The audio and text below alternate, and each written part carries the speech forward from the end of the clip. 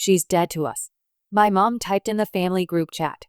My phone kept buzzing as relatives agreed. Then someone dropped a police report screenshot. My name was on it, but not how they expected. My name is Emily Carter, and I'm 34 years old.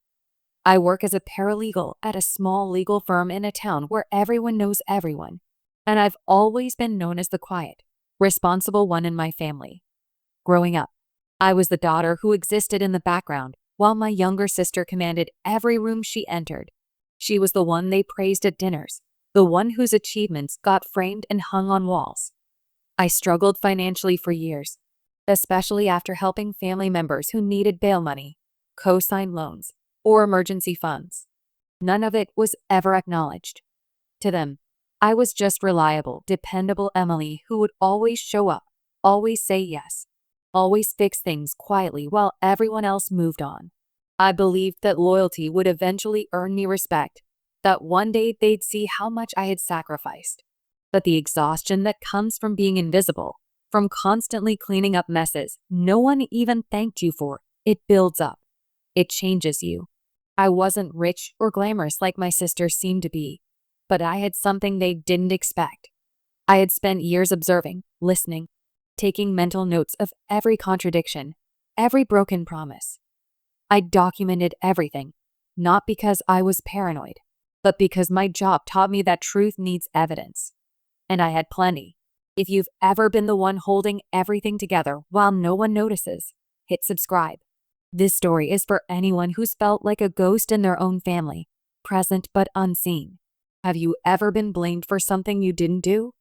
Drop your story in the comments, because I want to hear it. You're not alone in this.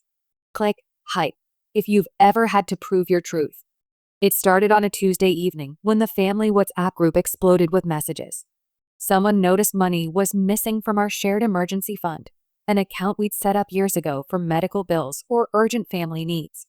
My younger sister, Lauren, didn't waste any time. She typed, "You're the only one who had access, Emily." The words sat there on my screen like a slap.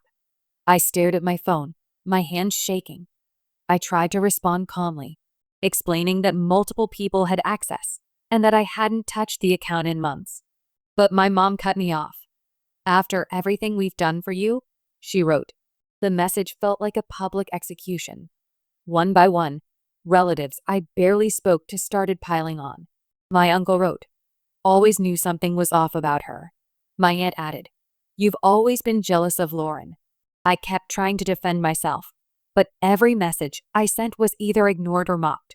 Then I was removed from a smaller group chat, one that included only the core family members. My chest tightened. I refreshed the main chat and saw my mom's message, clear and cold. "She's dead to us." My vision blurred. Minutes later, my cousin posted a screenshot of a police report. It had my name on it. The family assumed I was the suspect. But if any of them had actually read the document, they would have seen the truth. I was listed as the reporting party. I had filed the report. They didn't even bother to check. They just wanted someone to blame, and I was the easiest target. The exclusion came first. There was supposed to be a family dinner to discuss the situation. I waited for details, but none came. Days later, I saw photos on Facebook. Everyone was there, smiling, toasting glasses. I wasn't even worth an explanation. Then my aunt posted a status that made my stomach turn. "Some people betray their own blood," it read, with a broken heart emoji. I started getting private messages from extended family members, people I hadn't spoken to in years. They all had the same tone, accusatory, disgusted. I tried explaining, but no one wanted to listen. The worst part came when Lauren called me privately. Her voice was soft, almost sweet. "Emily, hey, I just want to talk." I didn't trust it, but I answered anyway. She sighed dramatically. "Look, I know things got out of hand. Maybe if you just admit it, we can all move on. It'll be easier for everyone." I felt my blood go cold. "Admit what, Lauren?" I asked. She paused. "You know what?" I hung up. That was the moment I stopped hoping they'd come around. I started looking back at old messages, old situations. There had been other times money went missing. other moments when Lauren's stories didn't quite add up. I started pulling screenshots, organizing timestamps, matching her words to bank records I had access to through the family account. My legal training kicked in. I wasn't reacting anymore. I was preparing. What they didn't know was that I had been keeping records for years. Every time someone asked me for money, I saved the conversation. Every time there was a family argument, I noted the details. It wasn't paranoia. It was survival. My job as a paralegal taught me that memory isn't enough. People lie. They misremember. They rewrite history to suit their needs. So I documented everything carefully. Voice notes, message threads, receipts, timestamps. I had a plan they never saw coming. This wasn't the first time something like this had happened.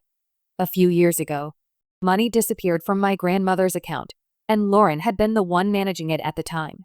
Back then, she blamed a bank error. No one questioned it. But I remembered.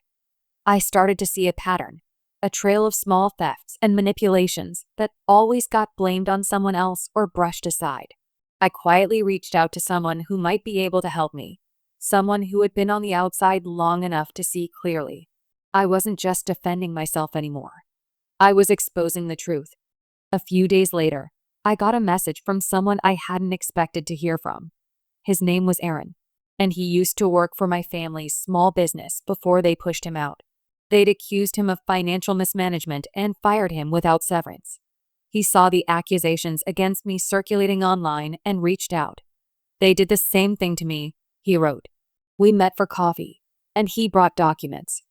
Records of transactions that didn't match the books. Emails where Lauren had instructed him to move funds without logging them properly. When he questioned it, she reported him for insubordination.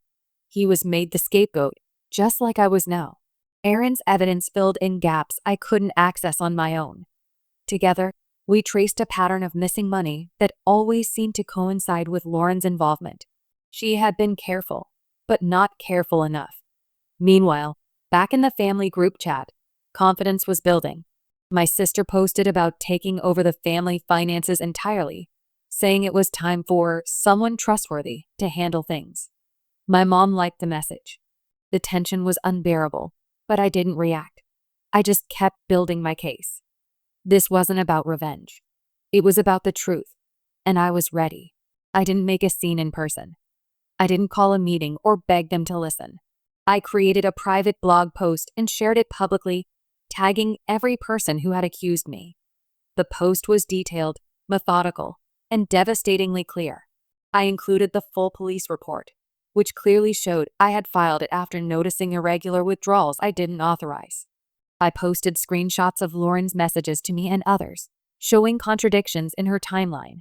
I included Aaron's testimony and the documents he had saved.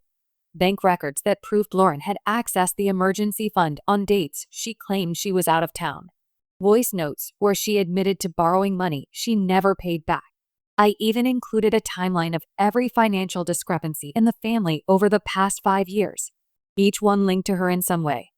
The family group chat went silent first. Then the panic started. "This isn't what it looks like," Lauren typed. My mom sent, "Emily, take this down. We can talk about this privately." But I didn't respond. A few hours later, the police followed up. They contacted Lauren directly. The investigation had shifted. My phone exploded with private messages. Apologies, excuses, deflections. My mom wrote, "Why didn't you tell us?" I stared at the message for a long time. Then I typed back, "You never asked. You just decided." The same people who had called me dead to them were now scrambling to save their reputations. But I was done. I left the family group permanently. I didn't announce it or make a speech. I just muted the notifications and deleted the app. I chose peace over reconciliation because I realized they didn't deserve access to me anymore. I focused on my career, finally started seeing a therapist, and began rebuilding my life on my own terms. Lauren faced legal consequences, and the family's trust in her collapsed entirely. My mother tried to reach out several times, but I set firm boundaries. I told her I'd consider speaking again only if she took real accountability, not just when it was convenient. She hasn't yet. I don't know if she ever will. But I've learned something important. Being believed isn't something you should have to earn, especially not from people who claim to love you. I don't need their validation anymore. I walk away stronger, clearer, and finally free from their control. They made me invisible for years.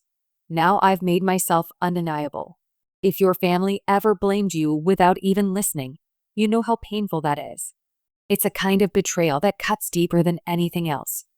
Have you ever had to prove your innocence to people who should have trusted you? Share your story in the comments. You're not alone, and your voice matters here.